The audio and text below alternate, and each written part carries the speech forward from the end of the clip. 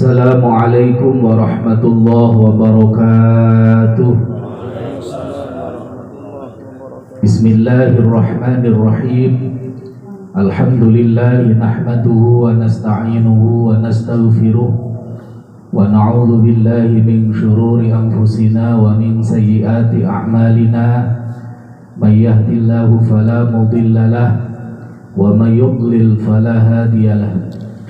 Asyhadu an la ilaha illallah wahdahu la syarika lah wa asyhadu anna Muhammadan abduhu wa rasuluhu la nabiyya ba'dah.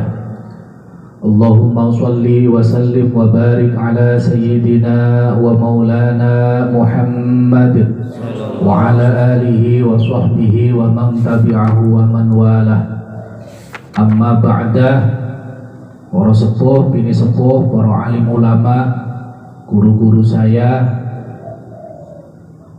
wabil khusus sebelah kanan saya, beliau adalah Ketua PJNU Kabupaten Subang sekaligus alumni JMN Angkatan Pertama, dan kebetulan kami sendiri adalah wakil suriah di PJNU Kabupaten Subang. Jadi umpama membawa beliau itu wajar dan gratis juga. Karena kalau orang lain yang mengundang itu nggak bisa gratis, bah. Tapi karena kami suriahnya, ya wajar kalau nggak dikasih amplop. Jadi harus ikhlas, bah. Di sebelah kiri saya ini Al Mukarrom, guru kita Kiai Ahmad Zainuddin. Itu mukanya serem beliau itu. Jadi kalau untuk urusan jin udah udah pantas pawang. Di sebelah kiri saya yang kedua Kiai Haji Adam, beliau pimpinan pesantren Al-Multazam sekaligus ketua RMI PJNU Kabupaten Subang. Beliau masih muda, cuman tidak ada kesempatan nikah lagi, kecuali undang-undangnya dirubah, bah. Termasuk Abah Sadibi ketua PJNU sama. Jadi beliau itu tidak ada harapan untuk masna wa sulasa wa rubah. Beda kalau di sebelah kiri saya sudah tua. Dan juga para kiai yang lainnya, para peserta ini rata-rata kiai, rata-rata asatid, guru kita semua. Jadi mohon maaf, bukan kami menggurui, tapi ini tugas kami. Para kiai yang sudah datang dari berbagai daerah, dari Jawa Timur, dari Banten, dari berbagai daerah di Nusantara, yang semuanya kami hormati dan yang kami muliakan. Mudah-mudahan kita senantiasa dimuliakan Allah Subhanahu wa ta'ala. Amin Allahumma amin. Alhamdulillah, pada hari ini kita dipertemukan oleh Allah dalam keadaan sehat walafiat. Ini semua adalah karunia dan juga takdir dari Allah Subhanahu wa ta'ala. Karena pertemuan itu atau apapun itu bentuknya di dunia ini tidak ada yang sifatnya kebetulan. Semuanya sudah ditakdirkan oleh Allah. Ini adalah keyakinan ahli sunnah wal jamaah. Jadi semua pergerakan apapun termasuk pertemuan pada hari ini adalah takdir Allah. Tanpa takdir Allah tidak mungkin kita bisa ketemu. Ada saja halangan. Contoh yang di grup, ikut dan sudah membayar mahar, akan tetapi kebetulan orang tuanya meninggal dunia. Berarti takdir ketemu tidak ada. Maka semua yang ditakdirkan oleh Allah seperti pertemuan hari ini wajib kita syukuri. Karena pertemuan kita ini adalah pertemuan yang baik dalam kerangka thalabul ilmi. Mudah-mudahan pertemuan ini dicatat oleh Allah menjadi amal yang baik, amal yang solih, yang nantinya buat bekal kita di yaumil qiyamah. Amin Allahumma amin.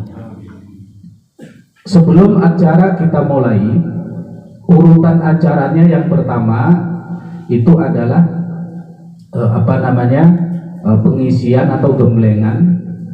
Setelah gemblengan selesai, nanti ada asma yang dibaca, ada asma yang wajib dihafal. Nanti 2 tempat, Jadi kalau yang gemblengan nggak hafalan itu tempatnya di sini. Kalau yang gemblengan nanti tempatnya di luar. Tidak boleh yang ada atapnya. Begitu selesai kita baiatan, baru langsung pengetesan. Sesuai dengan ada yang di bannernya. Nanti pengetesan dengan air keras, pakai senso, silet, dan juga yang lainnya. Setelah itu selesai, kita istirahat zuhur. Zuhur istirahat, makan. Setelah sholat, baru kita ketemu lagi di sini. Itu namanya pendalaman.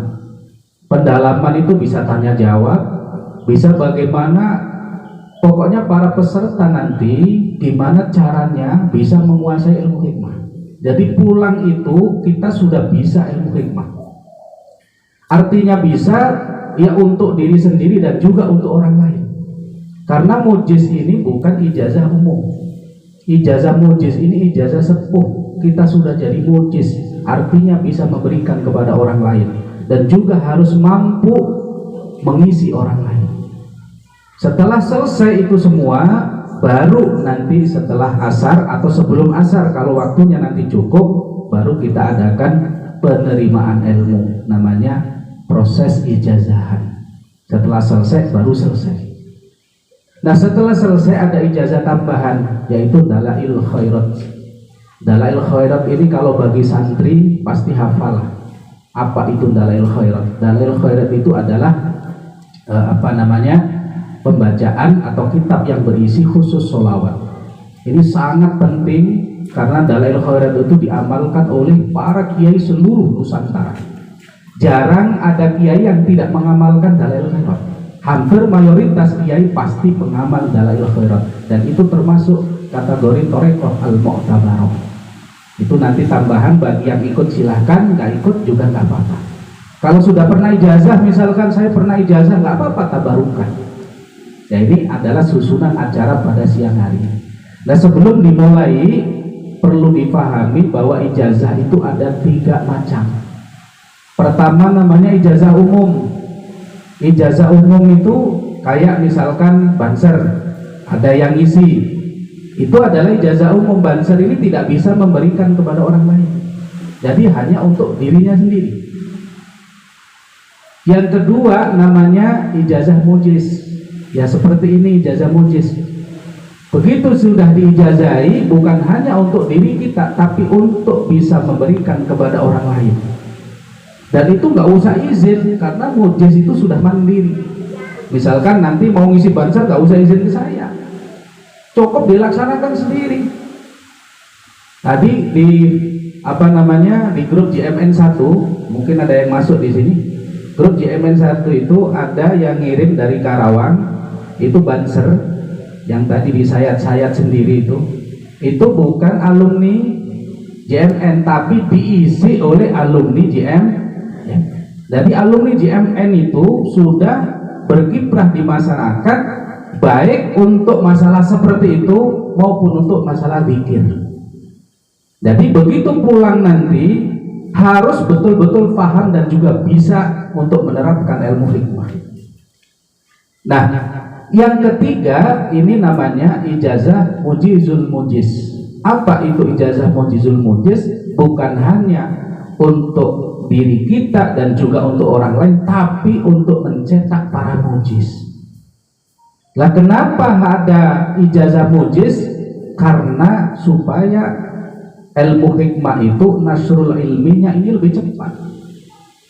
Dan ijazah mujiz rata-rata tidak ada yang maharnya 2 juta.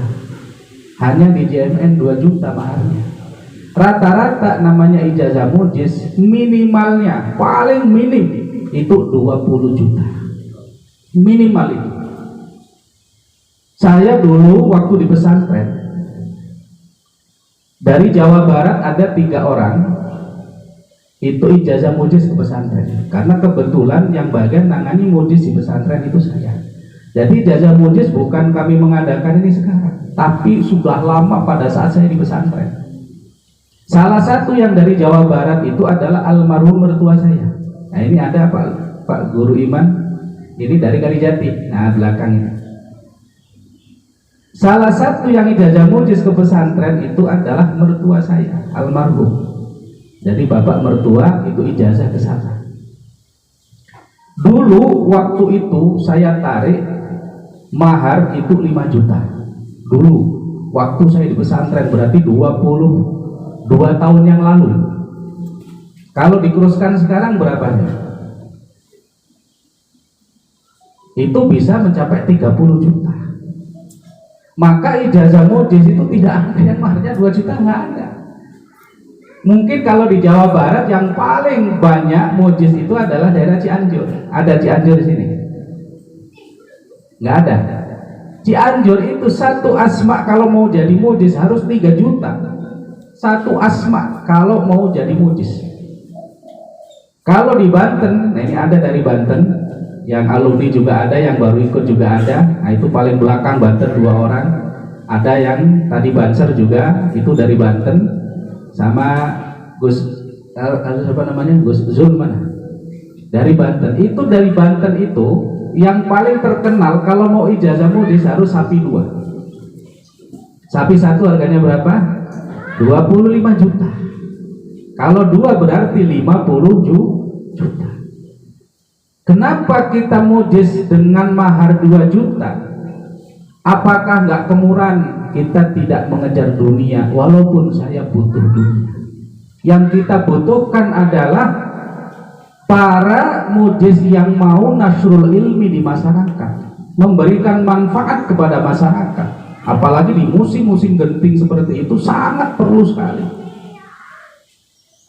Kita tahu sejarah pada saat yang namanya penjajahan, yang maju duluan itu ulama fikih apa ulama ahli hikmah? Yang di depan ulama ahli hikmah. Itu dibutuhkan. Jadi makanya hikmah itu bukan hanya model nyayat-nyayat, enggak. Itu mah hiburan. Hikmah itu pada intinya adalah tersambungnya kalbu kita dengan Allah. Tauhid. Itu namanya inti daripada hikmah.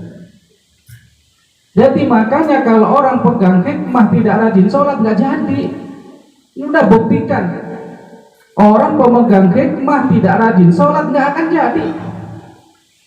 Nanti nyasarnya pasti jadi dukun. Hikmah ini bukan dukun. Dan hikmah itu tidak berkhodam.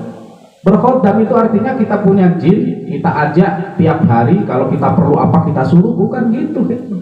Hikmah itu adalah model keyakinan atau modal keyakinan kepada Allah. Kalau kita sudah yakin, insya Allah pasti jadi.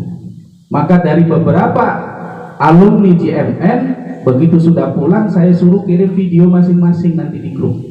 Nanti pakai arit, pakai celurit, pakai apapun yang ada di rumah, saya sendiri.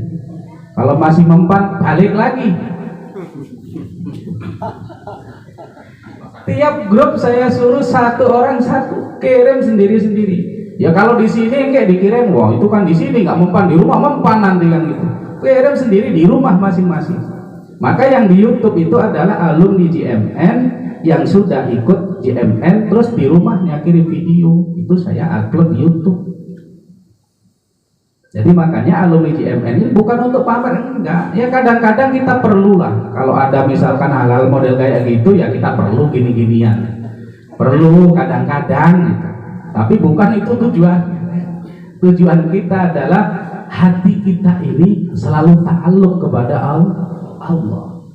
Dan inti dari hikmah itu adalah tauhid. Maka hikmah itu dipegang oleh para kiai. Tidak dipegang dukun. Sama-sama sakti loh sama dukun. Sama-sama sakti.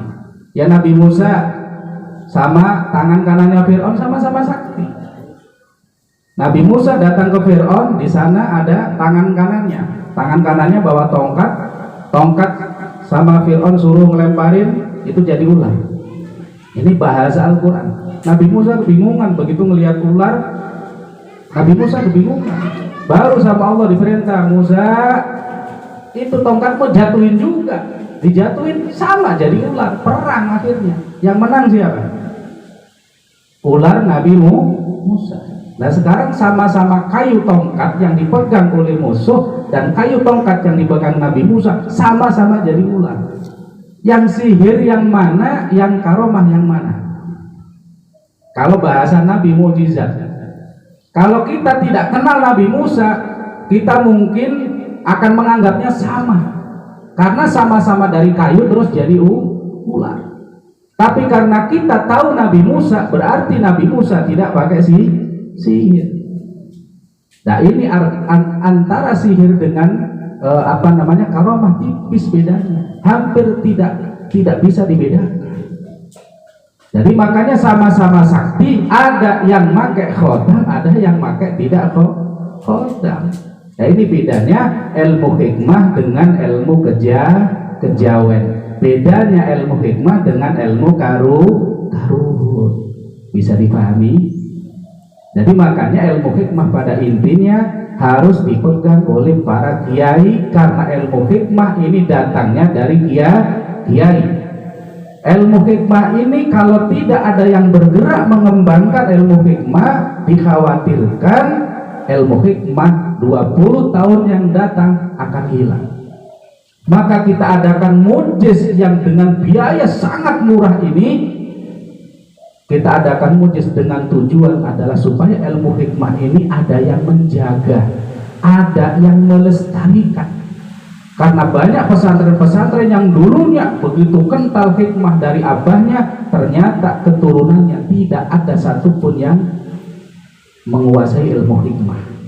Nah ini sangat disayangkan.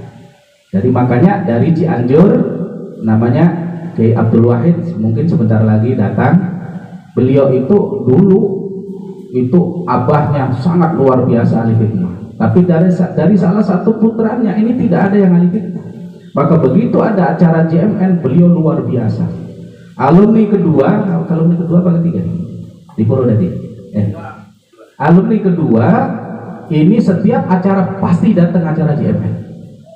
Udah saya bilang Pak Kiai jangan datang, hanya tabarukan. Tiap acara pasti datang, dimanapun tempatnya. Itu Kiai Abdul Wahid. Santrinya sekitar 4.700 Cianjur, pesantren Al-Musyarrafah. Mungkin sebentar lagi datang, beliau akan datang. Nah ini adalah tujuan hikmah. Tiada lain kita mengadakan acara JMN ini dalam kerangka supaya ilmu hikmah ada yang menguri-nguri, ada yang merawat, dan sekaligus ada yang menyebarkannya. Itu tujuan JMN kita lahirkan.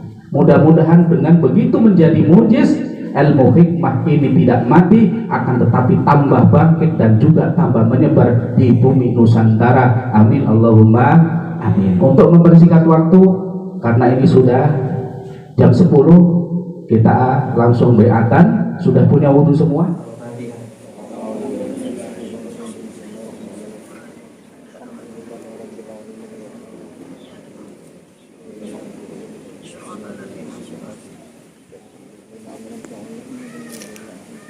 Asyhadu an la ilaha illallah.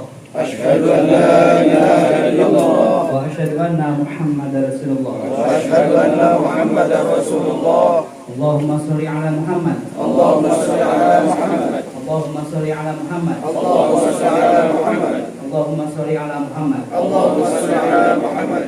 Rabbi adkhilni. Rabbi adkhilni mudkhala sidqin mudkhala sidqin wa akhrizni mukhraja sidqin waj'alni min ladunka sultana nasira. Itu kalimat selanjutnya, konsentrasi kegiatan mata.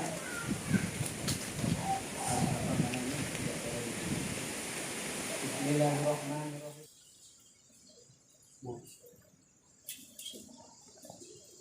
Coba sekarang minta tembus ya, tapi tidak rasa sakit. Apa minta apa tarik nafas, jangan tegang.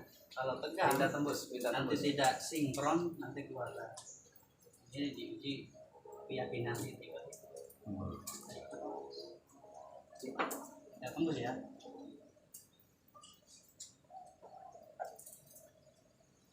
minta tembus, jangan Kalau nanti bentuk lagi. Takut ya. Minta tegas.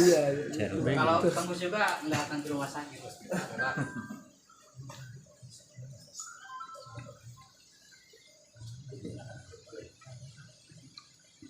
Ini kan kulit daging tembus semuanya sekitar 3 cm. Tahan nafas. Jangan pegang. Ini tidak akan keluar darah. Yang penting yakin. Nah, cukup. Next untuk yang satunya. Oke.